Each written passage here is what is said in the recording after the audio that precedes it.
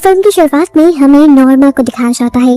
दिखने में ये जेंटलमैन असल में एक किलर है। एक सेफ्टी सूट पहने हुए वो अपने वॉशरूम में जाता है, जहाँ पर हमें मरी हुई लड़की दिखाई जाती है। डेड बॉडी की हालत देखकर लग रहा था कि इसे बहुत ही ब्रूटली मारा गया है, बहुत ही बेरहमी से मारा गया है। नॉर्मा इसे लाश के ऊपर एसिड डाल देता है और जब अपना काम खत्म कर वॉशरूम से बाहर निकलता है तो उसके मुंह पर हम एक अजीब सा सुकून देखते हैं।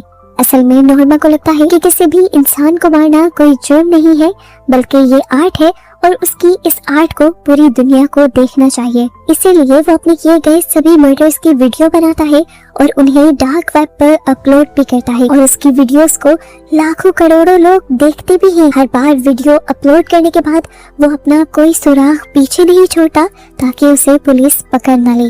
वो हमेशा अलग अलग पब्लिक साइबर कैफे से वीडियोस अपलोड करता है ताकि पुलिस उसकी लोकेशन का पता न चला पाए। अपना अकाउंट वो डिलीट कर देता है और अपने फिंगरप्रिंट्स भी वो अच्छी तरह से कंप्यूटर से रिमूव कर जाता है। उसके मर्डर करने और मर्डर छुपाने के तरीकों से ये साफ पता चल रहा है कि वो काफी अरसे से लोगों का मर्डर करता जा रहा है। वो एक सीरियल किलर है। नॉर्मा अब पहले मर्डर का सारा काम कंप्लीट करने के बाद, यानी सारे सुराग मिटाने के बाद और वीडियो अपलोड करने के बाद अपने नए शिकार के लिए निकल जाता है और उसे हिसाई नाम की एक लड़की रोड पर खड़ी दिखती है जो अपने भाई के साथ सुसाइड करने की कोशिश कर रही थी, लेकिन कार वाला उसे हिट ही नहीं। नॉर्मा उसका पीछा करने लगा और उसे पता चला कि उस लड़की की एक बुके शॉप थी जो बिल्कुल अच्छी नहीं चल रही थी। हसाई को फंसाने और मैनिपुलेट करने के लिए वो एक अच्छा आदमी बनने का नाटक करने लगा और उसने हसाई से काफी सारे फूल भी खरीदे, वो भी महंगे दामों।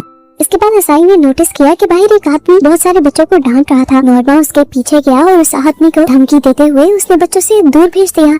हसाई इम्प्रेस हो गई और उसने पूछा, तुमने क्या कहा? नॉर्मा ने कहा, मैंने उसे कहा है कि तुम्हारी गाड़ी का नंबर मैं नोट कर चुका हूँ और अगर अब तुमने बदतमीजी की तो मैं तुम्हारा पीछा करके तुम्हारा मर्डर कर दूंगा और तुम्हारे जिस्म के टुकड़े टुकड़े करके नदी में बहा दूंगा। हसाई हंसने लग जाती है। उसे लग रहा था कि नॉर्मा मजाक कर रहा है और वो नहीं जानती थी कि नॉर्मा इस टाइम सच ही बोल रहा है। सीन कट होकर हमें इंडोनेशिया में बाऊ नाम के एक आदमी को दिखाया जाता है जो नॉर्मा की वीडियोस बहुत ही शौक से देखता है। वैसे तो वो एक नॉर्मल सा जर्नलिस्ट है और आजकल एक बिजनेसमैन से दुश्मनी की वजह से एक नॉर्मल सी कैमरामैन की जॉब कर रहा है, लेकिन फिर भी उसे ऐसी घिनौनी और खौफनाक वीडियोस देखते हुए बिल्कुल भी शर्म नहीं आती, उल्टा मजा आता है। शायद ये सब वो अपनी जॉब का गम बुलाने के लिए करता है, क्योंकि जॉब जाने के बाद से वो बहुत ही ज्यादा डिस्टर्ब हो गया था और उसके गलत बिहेवियर की वजह से उसकी बेटी और वाइफ भी उसे छोड़कर चली। अगले दिन भाई दोबारा जब जॉब पे जाता है तो वही बिजनेसमैन, उसका दुश्मन, उसके पीछे अपने लोग भिजवा देता है ताकि वो बिजनेसमैन की कोई रिपोर्ट कवर ही ना कर पाए। बिजनेसमैन के लोग उसे बहुत ज्यादा मारते हैं और उसकी कार के टायर भी पंचर कर देते हैं और उसका कैमरा भी तोड़। उसे याद था कि आज उसने अपनी बेटी को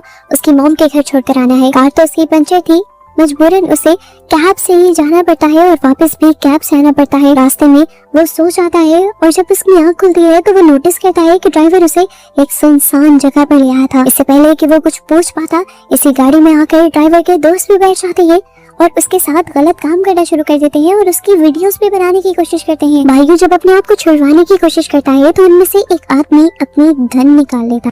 अपने आप को बचाने के लिए भाइयों ने फौरन उनसे एक गन छीन ली और पता नहीं ये क्या सोचते हुए उसने सभी लोगों को मार भी दिया। और जब उसे एहसास हुआ कि उसने एक बहुत बड़ा गुनाह कर दिया है तब वो बहुत ज्यादा घबरा गया और गाड़ी से बाहर निकल आया। उसने जो पहले वायलेंट वीडियोस देखे हुए थे उन्हीं वीडियोस ने उसे इतना बेदर्द बनाया था कि वो बिना सोचे इन इंसानों को मार गया था। सीन कट होकर दूसरी तरफ दोबारा हमें नॉर्मा को दिखाया गया। नॉर्मा ने आज रात के लिए एक नया शिकार ढूंढ लिया था। एक लड़की को अपना दोस्त बना लिया था। वो पहले लड़की से बहुत अच्छे से बात करता है और फिर हमेशा की तरह उसे घर भी ले आता है। अपने बातों में लगाते हुए वो उसे पूरी तरह अपने जाल में फंसा लेता है और फिर उस पर अपना जूम करना शुरू करता है। वो लड़की रहम की भीख मांगती रह जाती है, लेकिन नॉर्मा एक कैमरा ऑन करके उसे टॉर्चर करना शुरू कर देता है। उसे जगह जगह कट लगाता है, दर्द देता है, जिसके बाद वो एक बड़ा सा स्क्रू उसके मुंह में डालकर उसकी मदद से सारे दांत उसके उखाड़ देता है, जिससे उस लड़की को और भी ज्यादा दर्द होता है और फिर आखिर में उस लड़की को मार भी देता है। इसी में दोबारा हमें बायो को दिखाया जाता है जो अपने घर पर सोकर उठा था। उठने के बावजूद भी वो काफी थका थका फील कर रहा था क्योंकि कल रात उसके साथ बहुत ज्यादा बुरी चीजें हो गई थी। हमें रात के फ्लैशबैक दिखाए जाते हैं और आदमियों को मारने के बाद एक मरतबा उसने रिग्रेट तो किया था, लेकिन फिर उसके दिमाग में एक नई गेम चलने लगी थी। उसने मरे हुए आदमियों की वीडियोस बनाई, जिसके बाद घर आया, नहाया और वो सारी वीडियोस उसने डार्क वेब पर अपलोड कर दी। और अब सुबह उठकर उसे एहसास हो रहा था कि उसने बहुत गलत कर दिया। इस तरह तो पुलिस भी उसके पीछे पड़ सकती थी। अपनी वीडियोस देखने के बाद वो उल्टियां करने लग जाता है। अंदर से उसे गिल्ट तो हो रहा था कि उसने इन आदमियों को क्यों मारा, लेकिन कहीं ना कहीं उसे अजीब सी जीत का भी एहसास हो रहा था। हम देखते हैं कि नॉर्मा भी उसकी वीडियोस को देख लेता है और देखते ही समझ जाता है कि इस बंदे ने ये काम पहली मर्तबा किया है, लेकिन उसके बावजूद उसने बहुत अच्छे तरीके से किया था। नॉर्मा इम्प्रेस हुआ था उससे, इसीलिए उसने फौरन उसको ट्रैक किया और उसे वीडियो कॉल का लिंक भेज दिया। उसका मैसेज मिलते ही यहाँ पर बायू घबरा गया और पहले तो इनकार करने लगा कि उसने ये सब नहीं किया। पर नॉर्मा उससे कहता है, मैं जानता हूँ ये सब तुमने ही किया है, मैं बस तुम्हें ये बताना चाहता हूँ कि अगली मर्तबा इस तरह का कोई भी काम करना तो अपलोडिंग पब्लिक सर्वर से करना, अपने प्राइवेट डिवाइसेस का इस्तेमाल नहीं करना तुमने इस काम में। उसकी बातों को यही छोड़कर वो अपने इन लॉज के घर चला जाता है। पता चलता है उसे कि उससे उसकी बेटी की कस्टडी ले ली गई है और उसकी मॉम को दे दी गई है, क्योंकि वो लोग फाइनेंशियली स्ट्रॉन्ग है। और अब उसकी एक्स वाइफ जिस आदमी से शादी करने वाली थी वो भी बहुत ज्यादा अमीर था। इनकी बातों का सुनते हुए उसका सर फटने लगता है, वो गुस्से में आ जाता है और यहाँ से निकल जाता है और आते ही अपना मूड नॉर्मल रखने के लिए नॉर्मा से बात करने लगता है। ये लोग वीडियो कॉल करते हैं, लेकिन दोनों ही अपना चेहरा छुपा लेते हैं। बायू से पूछता है, तुम ये सब क्यों करते हो, मर्डर क्यों करते हो और इनकी वीडियोस क्यों बनाते हो? नॉर्मा कहता है, शायद तुम्हें लगे कि मैं पागल हूँ, पर मैं पागल नहीं हूँ। मैं भी पहले तुम्हारी तरह एक नॉर्मल इंसान था, मेरे साथ बहुत ज्यादा गलत हो गया, लेकिन फिर मैंने डरना छोड़ दिया और उस दिन मैंने दूसरों की नजरों में डर देखा और उस दिन के बाद से मैं बदल गया और मैं एक मॉन्स्टर बन गया। इनकी बातों के दौरान इस टाइम बायू के पास टीवी पे उसी आदमी के वकील की प्रेस कॉन्फ्रेंस आ रही थी, जिसने उसकी जॉब, उसका करियर, सब कुछ तबाह कर दिया था। और अब ये लोग जो टीवी पे बोल रहे थे वो सब झूठ था। बायू को ये सब देखकर बहुत ज्यादा गुस्सा आ जाता है और वो भी नॉर्मा की तरह अपना बदला खुद लेने का फैसला करता है और मास्क पहनते हुए निकल जाता है अपने मिशन पर। दूसरी तरफ हम देखते हैं कि नमूरा जाकर दोबारा हिसाई से मिलता है, उससे अच्छी बातें करता है, अपने बारे में बताता है कि वो जब छोटा था तो उसकी पूरी फैमिली की डेथ हो गई थी। इंश्योरेंस के पैसों से वो अमेरिका चला गया था और कुछ ही अर्सा पहले वो वापस लौटा था। वो अपनी बहन से बहुत ज्यादा प्यार किया करता था। ये सारी बातें बताते हुए वो काफी इमोशनल हो जाता है और यहाँ पर हिसाई भी उसे अपने बारे में बताती है कि उसके भाई को ऑटिज्म है, एक ऐसी बीमारी जिसमें बच्चों का दिमाग पूरी तरह डेवलप नहीं हो पाता और वो एक आम इंसान नहीं रहते। अपने भाई की वजह से ही हिसाई की लाइफ काफी मुश्किल थी। तो नॉर्मा ने उससे कहा कि अगर तुम्हारा भाई मर जाए तो तुम्हारी लाइफ कितनी आसान हो जाएगी। ये बात सुनकर हिसाई शॉक हो जाती है और उस पर गुस्सा करती है कि तुम्हारी हिम्मत कैसे हुई कि तुमने मेरे भाई को मारने की बात की। वो अपना हाथ छुड़वाकर वॉशरूम में चली जाती है और काफी देर तक अपने आप को नॉर्मल करने की कोशिश करती है। जिस तरह से हिसाई ने नॉर्मा की बेइज्जती की थी, नॉर्मा को इतना गुस्सा था कि वो उसका मर्डर करना चाहता था, पर जानता था कि दिन दिहाड़े वो अगर कोई मर्डर करेगा वो भी ऐसी जगह पर तो पकड़ा जाएगा, उसे प्लानिंग करनी होगी। लेकिन अभी भी अपना गुस्सा कम करने के लिए उसका दिल कर रहा था किसी को मारने का, इसीलिए वो स्ट्रीट पर खड़ी हुई एक लड़की को पैसे देता है और उसे अपनी गाड़ी में बिठा लेता है। गाड़ी चलाते हुए एकदम से उसके गुस्से की वजह से ही उसे इस लड़की के अंदर भी हिसाई का चेहरा नजर आता है और वो जोर से ब्रेक मार देता है, जिसकी वजह से उस लड़की का सर डैशबोर्ड पर जाकर लगता है। पता चलता है कि इस लड़की के साथी पीछे पीछे ही आ रहे थे और अपनी साथी को चोट लगा देकर वो नॉर्मा की बहुत पिटाई करते हैं। नॉर्मा को बहुत ज्यादा मारने के बाद वो उसके पैसे और आईडी कार्ड्स भी छीन लेते हैं, जिसके बाद सीन कट होकर हमें दोबारा इंडोनेशिया का सीन दिखाया जाता है। बायू इस टाइम उस वकील के घर आ चुका था जिससे उसे अपना शिकार बनाना था। घर के अंदर जाते ही वो वकील चौंक जाता है और बायू के ऊपर ही हमला करता है, लेकिन बायू 1 मिनट में उसे नीचे गिरा देता है और उसके ऊपर बंदूक तान देता है। बायू ने पहली गोली चलाई तो वो उसे छूकर गुजर गई। इस गोली ने ज्यादा नुकसान नहीं पहुंचाया। वकील अब अपनी जान की भीख मांगने लगा और तभी बायू को उसके बाथरूम से किसी के रोने की आवाजें आई। उसने जाकर देखा कि वहाँ पर एक छोटा बच्चा था जिसे इस वकील ने बहुत ज्यादा टॉर्चर किया हुआ था, उसके साथ ज्यादती की थी। ये देखकर बायू को बहुत ही बुरा लगता है और उस बच्चे का बदला लेने के लिए वो वकील की 1 मिनट नहीं सुनता और उसके ऊपर पेट्रोल डालकर आग लगा देता है, जिसके बाद वो उसकी वीडियो बनाता है और यहाँ से निकल जाता है। बायू ने इस मर्तबा भी अपने मर्डर को डिफेंड कर दिया, ये सोचते हुए कि उसने एक बुरे आदमी को मारा था और पहले वाले मर्डर्स का तो उसे अब गिल्ट भी नहीं रहा था, क्योंकि उसने सोच लिया था कि वो मर्डर्स बस उसने अपनी जान बचाने के लिए किए थे। अगली सुबह बायू दोबारा अपनी बेटी से मिलने के लिए आता है तो वहाँ पर अपनी वाइफ के सेकंड फियांसे को देख लेता है। इसे देखकर वो गुस्से में पागल होने लगता है और उसे मारने लग जाता है। ये सारा निसारा उसकी बेटी भी देख लेती है और अपने बाप से नफरत करने लगती है। उसकी मॉम आकर भाई से अपने फियांसे को बचाती हैं और उससे यहाँ से चले आने को कहती हैं और साथ में ये धमकी भी देती हैं कि आइंदा यहाँ तुम कभी मत आना। सीन कट होकर जापान का सीन दिखाया जाता है। हम देखते हैं कि नॉर्मा आकर हिसाई के भाई को गाड़ी में बिठाकर कहीं ले जा रहा था। रास्ते में वो उसे बहुत ही उटपटांग की चीजें भी सिखाता है कि जैसे तुम्हें इस बुरी दुनिया में रहने के लिए बहादुर बनना होगा और कोई भी तुम्हें तंग करे तो उससे अपना बदला लेना होगा। और बदला लेने के लिए वो उसे एक टीजर भी दे देता है। जिसके बाद अब बायू और नॉर्मा दोनों अपने अपने घर आ जाते हैं और बायू घबराए हुए नॉर्मा को कॉल करता है। कल वाले मर्डर के बाद अब उसे डर लगने लगा था, तो नॉर्मा ने उसे समझाया कि शुरू में ऐसा ही होगा, पकड़े जाने का डर सताएगा और बहुत ही बुरे बुरे ख्याल आएंगे, लेकिन यहाँ पर तुम्हें अपने पे कंट्रोल रखना है। जिस तरह मैं कहूँ उसी तरह करना है। सारे सुराग मिटा देने हैं, फिर वो हमें कभी नहीं पकड़ पाएंगे। और इन सारी सोचों को दबाने के लिए तुम बस उस आदमी के बारे में सोचो जिससे तुम सबसे ज्यादा नफरत करते हो और उसे मारना चाहते हो और उसी को अपना शिकार बनाओ। नॉर्मा की बात सुनते ही बायू में हिम्मत आती है और वो फौरन अपनी गाड़ी लेकर निकल जाता है। उस बिजनेसमैन की गाड़ी को ट्रैक करते हुए वो एक होटल में पहुंचता है और जैसे ही उस आदमी के पीछे होटल के कमरे में जाता है तो पता चलता है कि ये बिजनेसमैन खुद नहीं था बल्कि उसका बेटा था, जो बायू की गन देखकर डर भी गया और उससे मिन्नतें भी करने लगा कि प्लीज मुझे छोड़ दो, मैं अपने डैड जैसा बिल्कुल नहीं हूँ। उस लड़के को ये भी पता चल गया कि ये लड़का बायू है। बायू के लिए तो खतरा और भी ज्यादा बढ़ गया था। वो एक मासूम को नहीं मारना चाहता था, पर इसको तो बायू की आइडेंटिटी पता चल गई थी, इसलिए बायू उसे मार देता है। सिंकट होकर हमें नॉर्मा को दिखाया गया जो अपना नया शिकार ढूंढ रहा था। एक लड़की का पीछा कर रहा था वो, और तभी उसे वो लड़का नजर आ गया जिसने उसे पिछली रात में मारा था। उसे इसी लड़की के ऊपर गुस्सा आता है और वो उसका पीछा करने लगता है। नॉर्मा उस आदमी के पीछे क्लब के वॉशरूम में जाता है और उससे पूछता है, तुमने मुझे पहचाना? वो आदमी इससे पहले कि वो जवाब देता, नॉर्मा अपने चाकू से बेदर्दी से उसके पेट में स्टैब कर उसे मार देता है।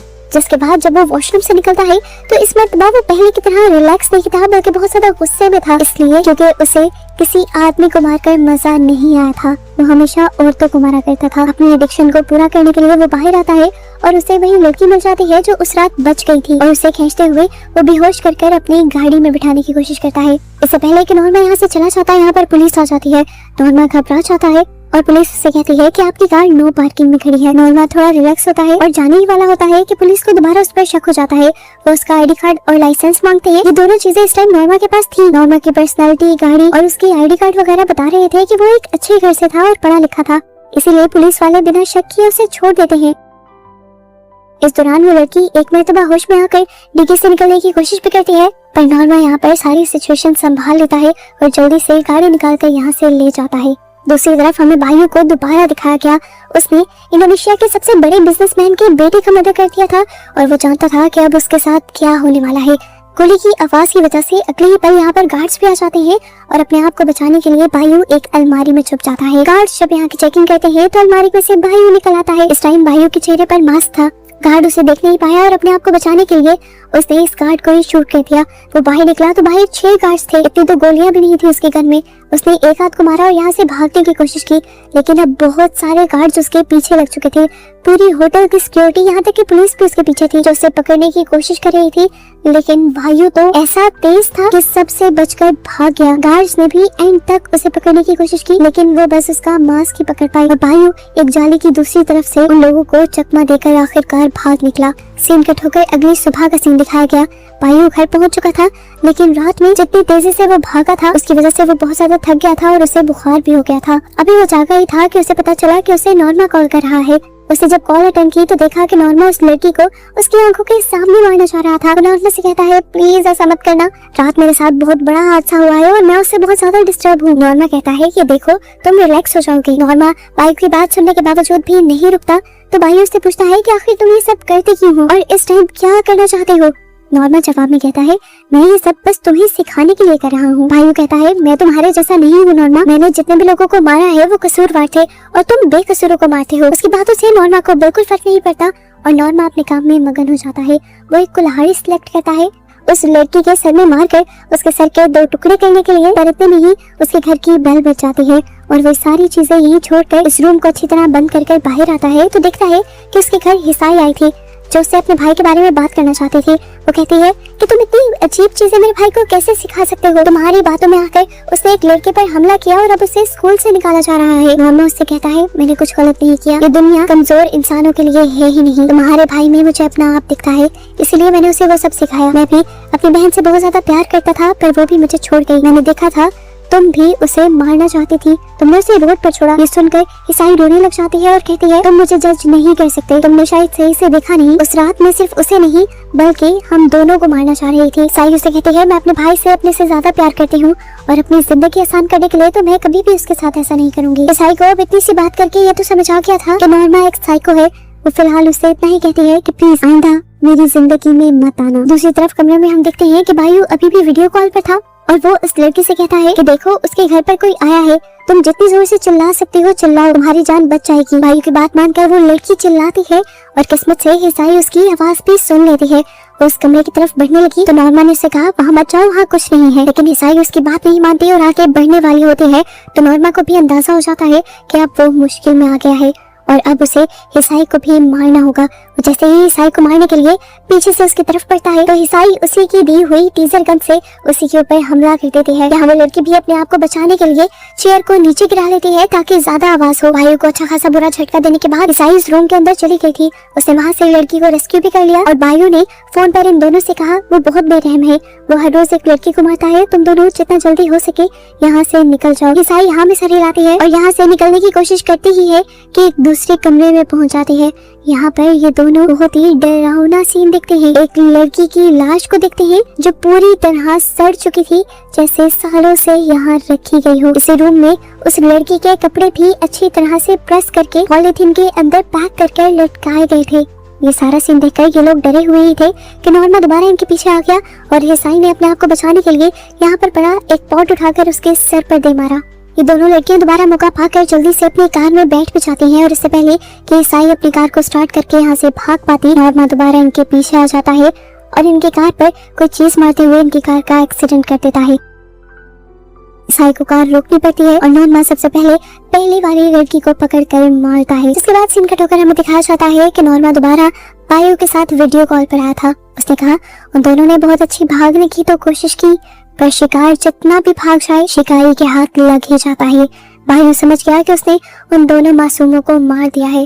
डरकर उसने लैपटॉप बंद कर दिया और वो बेहोश हो गया। वो अगले दिन तक बेहोश रहा, यहाँ तक कि उसकी बेटी आकर उसे होश में लाती रह गई। यहाँ पर उसकी बेटी और वाइफ आए थे उसे लास्ट टाइम गुड बाय कहने के लिए, लेकिन उसकी हालत देखकर उसकी वाइफ को तरस आ गया। उसकी वाइफ को लगा कि वो गम की वजह से बेहोश है, इसीलिए उसने फैसला किया कि वो भाइयों को एक और मौका जरूर देगी और भाइयों भी रो रो कर उसे यकीन दिलाने लगा कि अब वो सब कुछ ठीक कर देगा। थोड़ा अरसा ऐसे ही गुजर गया। भाइयों की लाइफ दोबारा से नॉर्मल हो गई। उसने अपने गुनाहों के लिए माफी भी मांग ली थी, लेकिन फिर एक दिन भाइयों जब अपनी बेटी को लेने के लिए स्कूल जाता है तो उसे उसकी वाइफ की कॉल आती है।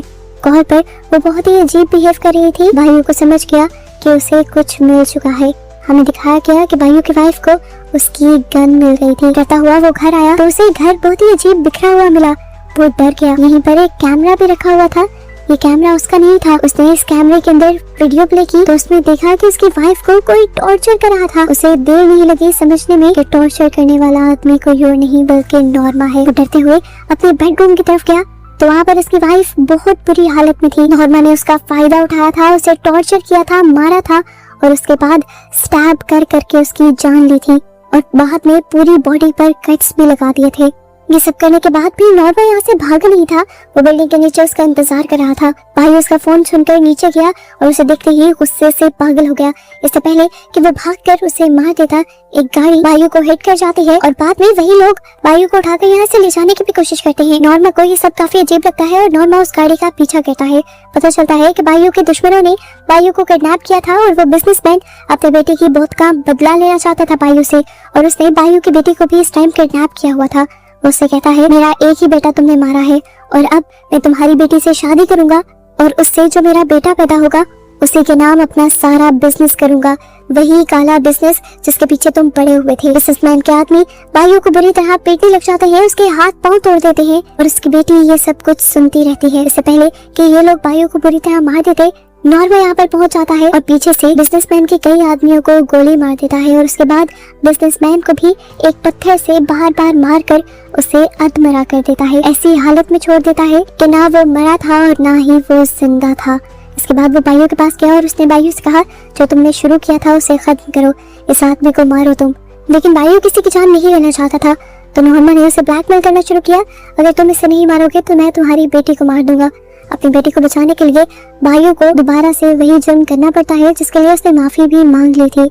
और जैसे ही वो उस आदमी को मारने के लिए खड़ा होता है, नॉर्मा उसकी बेटी की आंखों से पट्टी उतार देता है और उसकी बेटी ये देखकर टूट जाती है कि उसका बाप एक इंसान होकर भी एक मॉन्स्टर था। ये देखकर वो टूट गया और जब वो अपनी बेटी के पास आया तो अब उसकी बेटी भी उसे अपने करीब नहीं आने दे रही थी। तो इस टाइम नॉर्मा ने उसे पकड़ के समझाया, देखो यही तो मैं तुम्हें बताना चाहता था कि तुमसे कोई प्यार नहीं करता, यहाँ तक कि तुम्हारी बेटी भी। तुम अब इंसान नहीं रहे, मेरी तरह मॉन्स्टर बन गए हो और तुम्हें वैसी ही लाइफ गुजारनी चाहिए जैसी मैं गुजार रहा हूँ। भाई जान क्या था कि ये अपनी हरकतों से बाज नहीं आएगा, इसीलिए वो कुछ सोचने लग जाता है और नॉर्मा उससे कहता है कि अब तुम और मैं पार्टनर बन चुकी है, आखिरी मर्तबा अपनी बेटी से मिलना चाहो तो मिल सकते हो।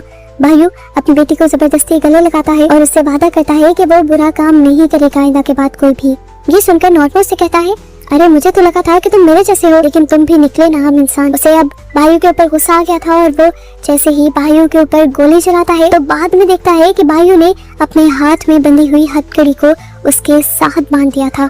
भाइयों जैसे ही गोली लगने के बाद बिल्डिंग से नीचे गिरा तो नॉर्मा भी ऑटोमेटिकली उसके साथ नीचे गिरने लगा। ये लोग पता नहीं कितने फ्लोर्स की ऊंचाई से नीचे गिरे थे एक कार पर। भाइयों ने तो फौरन दम तोड़ दिया था, लेकिन नॉर्मा अभी नहीं मरा था, वो तड़प रहा था, मौत का इंतजार कर रहा था। और तभी यहाँ पर एक बच्चा आया जो उनकी वीडियो बनाने लगा। उस टाइम नॉर्मा को एहसास हुआ कि वो यही दुख उन मासूम लोगों को देता था जो इस टाइम वो सह रहा था। और इस टाइम वो अपना आखिरी लफ्ज बोलता है, कट। मूवी यहाँ खत्म हो जाती है।